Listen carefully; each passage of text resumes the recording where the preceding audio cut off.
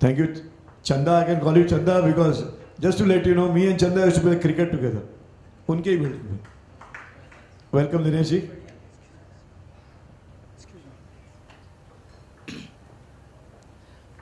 Namaskar to everybody. Let me start by warning you all that about 10 days back, or a little less than that, I have been bitten by a dog who suffered from rabies. So during the speech, if I start barking or if I start biting people, forgive me. I'm taking my injections, don't worry. Anyway. मैंने पहली बार हमें पता चला कि बाबा हमारे बहुत बड़े आदमी थे उस दिन जिस दिन उनकी डेथ हुई, जिस दिन मतलब पूरी फिल्म इंडस्ट्री के जितने भी बड़े लोग थे, हीरो, हीरोइंस, म्यूजिक डायरेक्टर्स, जब घर पे आए और बैठे और उनको श्रद्धांजलि दी, तब पता चला। नहीं तो ऐसा लगता था, क्योंकि बचपन से जब से होश संभाला है तब से देखते रहते थे कि शंकर जयकिशन, राज साहब, सलील चौधरी, एस डी बर्मन, इनका सबका आना जाना था, तो हमें लगता था ये तो सबके घर जाते होंगे, यू नो। तो that was the simplicity or the way we were brought up, you know, that don't, you know, think too much. Shankar Jaikishan, I honestly, firstly, मतलब आप लोग programs करते हैं, आप लोग इतना कुछ करते हैं. One thing I detest, and I have left many Facebook groups because of this one thing, because कुछ खास म्यूजिक जानकार ये you know they try to differentiate कि ये जयकिशन जी ने कंपोज किया होगा या ये शंकर जी ने कंपोज किया होगा. They never wanted it that way. हमने कई उनकी रिकॉर्डिंग्स अटेंड की हैं और जब भी हम गए हैं, हम as a child, I can tell you, I remember कि वो बैलेंसिंग भी दोनों में से एक कोई कर देता था. सिंगर को रिहर्सल कराना है तो वो करते थे कोई ना कोई उनमें से. They used to always be together. कोई सजेशन अगर हो, एक दूसरे के साथ डिस्कस करके वो लोग उसमें चेंजेस लाते थे और वो करते थे. So please, this thing, you know, all of us over here must pledge कि you know we should always, they wanted it that way, कि उनका नाम कभी अलग नहीं किया जाए. आज I am very proud to say कि I happen to have all my father's diaries, and because he used to be writing diaries much before he joined the films, right from 46 when he was working in the railways till his last year, that was 1966. I have all his diaries, and there are a lot of things. वो diary में पूरा सबके बारे में लिखते थे, राज साहब के बारे में, शंकर जयकिशन के बारे में. कुछ चीज़ें I might never be able to show the rest of the world, but one thing I can tell you that he would, you know, very categorically, the respect he had for Shankar Jaikishan and the respect he had for Raj Sahab, you know, that remained right till the end. And there was mutual respect. एक opera house जो जगह है, जो cinema hall है, उस area में शायद कुछ ऐसा कुछ रहा हो, बिकॉज इनकी हिस्ट्री उस एरिया से बहुत क्लोजली कनेक्टेड है. आई डिड 2 days, मतलब I don't think even Chanda would remember. हम 2 दिन I spent with Hasrat sahab. I think it must have been 94. I spent 2 days shooting him. Unfortunately, those tapes got drowned in that major flood we had in Bombay. 2 दिन हमने पूरे उनके साथ shooting की और उनके साथ बातचीत की, और उन्होंने ऐसे ऐसे किस्से, ऐसी ऐसी कहानियाँ, ही नरेटेड वन इंसिडेंट कि पृथ्वीराज कपूर ने एक प्रोग्रेसिव राइटर्स एसोसिएशन हुआ करता था जो ओपेरा हाउस सिनेमा हॉल के सामने एक छोटा सा एक हॉल सा था, वहाँ amateur progressive writers used to come and recite. वहाँ पृथ्वीराज कपूर ने हसरत साहब को पहली बार देखा था, सुना था, और उन्होंने राज साहब को बोला था कि ये meet this man, he is a good writer. I think Hasrat sahab was a tram conductor at that time, if I not mistaken. तो जो हसरत साहब ने हमें बताया कि ओपेरा हाउस सिनेमा हॉल के टेबल पे जयकिशन जी ने रिदम बजाया था उसी टेबल पे, और शंकर जी ने वो ट्यून हम करके हसरत साहब को वो ट्यून सुनाई थी, और पहला गाना बरसात का वहाँ से शुरू हुआ था, और इनका पूरा इनकी हिस्ट्री और इनका साथ वहीं से शुरू हुआ था। वो जिया बेकरार है पे आई बहार है, दैट वाज द सॉन्ग। मैं मतलब बाबा के तो इनके साथ दोस्ती बाद में हुई थी, और इन्होंने मतलब बरसात के जब 7 गाने ऑलरेडी रिकॉर्ड हो चुके थे, जब 2 गाने बाकी थे, तब बाबा एंटर्ड। सो बाबा was definitely junior to Hasrat साहब as far as that is concern.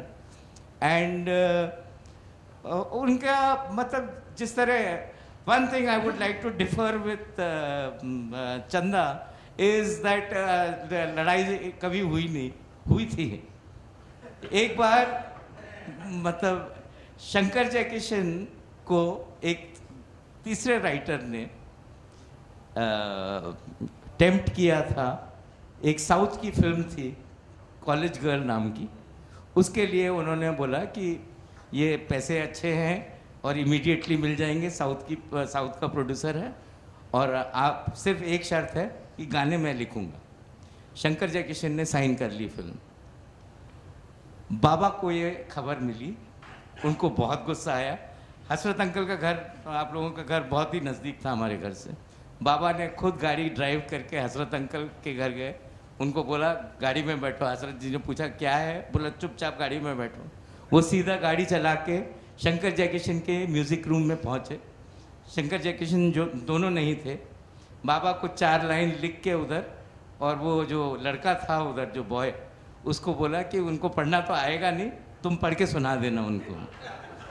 तो वो लिख के वो आ गए। फिर राज साहब तक ये न्यूज़ पहुंची कि इनका ऐसा झगड़ा हुआ है कि ये दे हैव सोन कि आज के बाद कभी काम नहीं करेंगे साथ में। तो राज साहब ने चारों को वो चौपाटी बीच गिरगांव वहाँ बुलाया और बोला कि अगर तुम लोग आप साथ में काम नहीं करोगे तो मैं फिल्में बनाना छोड़ दूंगा। I can not make a film without Shankar Jaikishan, Shailendra, हसरत। तो फिर राज साहब ने उनकी सुलह कराई, और वहाँ उस चौपाटी बीच पे शंकर जयकिशन ने कसम खाई थी कि आज के बाद मरते दम तक, till death do us apart, हम किसी तीसरे राइटर के साथ काम नहीं करेंगे। And they kept their promise. बाबा के गुजर जाने के बाद ही नीरज साहब से उन्होंने मेरा नाम जोकर में गाना लिखवाया था। अदरवाइज तब तक, which was unfair on the part of Shailendra and Hasrat, because ये लोग SD बर्मन के साथ भी, सलील चौधरी के साथ भी, कई सब जगह काम कर रहे थे, you know, and Shankar Jaikishan were only working with Hasrat and Shailendra. तो it was an unfair deal. पर आई ऑल्सो हैव, शायद पता नहीं यहाँ कितने लोगों ने वो गाना कभी सुना होगा। एक फिल्म थी, मतलब apart from Baba's diaries, I also have some spool tapes. वो उस ज़माने में स्पूल्स यूज़ होते थे, तो वो स्पूल्स पे original recordings of certain songs with their announcements and everything. उस टाइम पे एक वसंत सेना नाम की फिल्म शंकर जयकिशन ने साइन की थी, जो कभी बनी नहीं थी। वो पूरा का पूरा गाना है आई होप मतलब पता नहीं आप लोगों में से कितनों ने सुना होगा. It's such a wonderful song. It's written by Baba.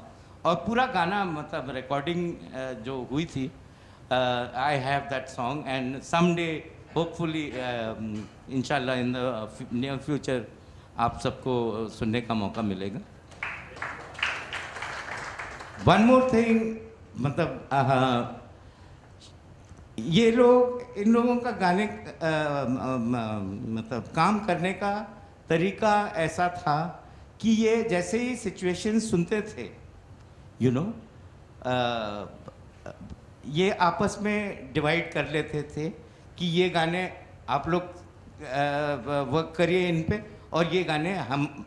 And it was most of the time it was Jaikishan ji and Hasrat Jaipuri and Shankar ji and Shailendra. That was the way they used to work.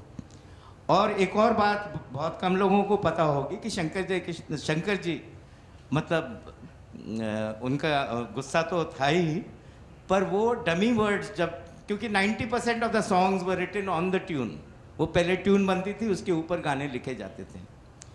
तो शंकर जी के वो जो tune बनाते थे तो dummy words भी बनाते थे साथ में. तो most of the time Shankar ji के सारे डमी वर्ड्स गालियां होती थी. So that is why you must give Shailendra more credit कि उन गालियों को सुनने के बावजूद वो इतने अच्छे बोल लिखते थे.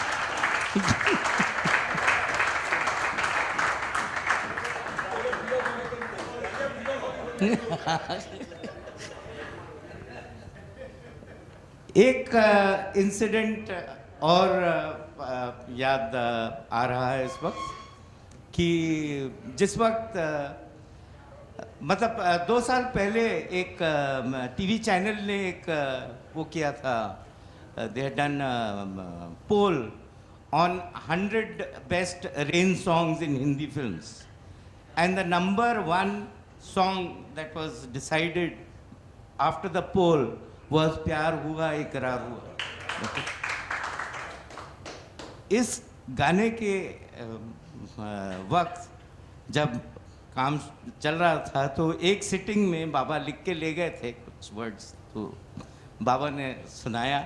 शंकर जयकिशन और राज साहब बैठे हुए थे, तो उन्होंने सुनाया कि रातें 10 दिशाओं से कहेंगी अपनी कहानियाँ. शंकर जयकिशन ने 2 गालियाँ निकाली, बोले दिशाएं 4 होती हैं, आप 10 दिशाओं का मतलब आप कुछ तमीज़ का तो लिख के लाइए. तो राज साहब ने इंटरवीन किया, बोला कि शंकर जी वो ऐसा है कि वो इंटरमीडिएट्स जो होते हैं चारों दिशाओं के वो भी काउंट किए जाते हैं. बोला अगर इंटरमीडिएट्स भी काउंट कर ले तो 8 ही होते हैं, ये 2 और ये एक्स्ट्रा कहाँ से लाए. तो बाबा चुपचाप सिगरेट पी रहे थे और उन्होंने सिर्फ कुछ कहा नहीं, वो he just pointed upwards and he pointed downwards. That was the end of the discussion. Another thing I would like to talk about is a film called जिस देश में गंगा बहती है, जिसमें 9 गाने थे, 9 के 9 सुपर हिट गाने. And the film of course did great business of course. राज साहब ने जब अपने ये जो इनका जो खास ग्रुप था और Shankar Jaikishan, Hasrat, Shailendra and I think Mukesh ji was also there, उनको सबको अपने कॉटेज में आरके में बुलाया और उनको स्टोरी सुनाई. और जैसे ही राज साहब ने स्टोरी ख़त्म की, शंकर जी शायद चाय पी रहे थे, उन्होंने चाय का कप जोर से टेबल पे मारा, एक गंदी सी गाली बकी और बाहर निकल गए. तो सब चौंक गए कि ये हुआ क्या. तो राज साहब उनको मतलब प्यार से पहलवान कहते थे. हाँ, गेंडा महाराज भी बोलते थे. हाँ, बोले इसको हुआ क्या, इसको स्टोरी अच्छी नहीं लगी, कोई देखो जाके. तो बाबा और हसरत अंकल दोनों बाहर गए और शंकर जी से पूछा कि क्या हुआ, क्या आपको स्टोरी अच्छी नहीं लगी. बोले डाकुओं की फिल्म में म्यूजिक का क्या काम है.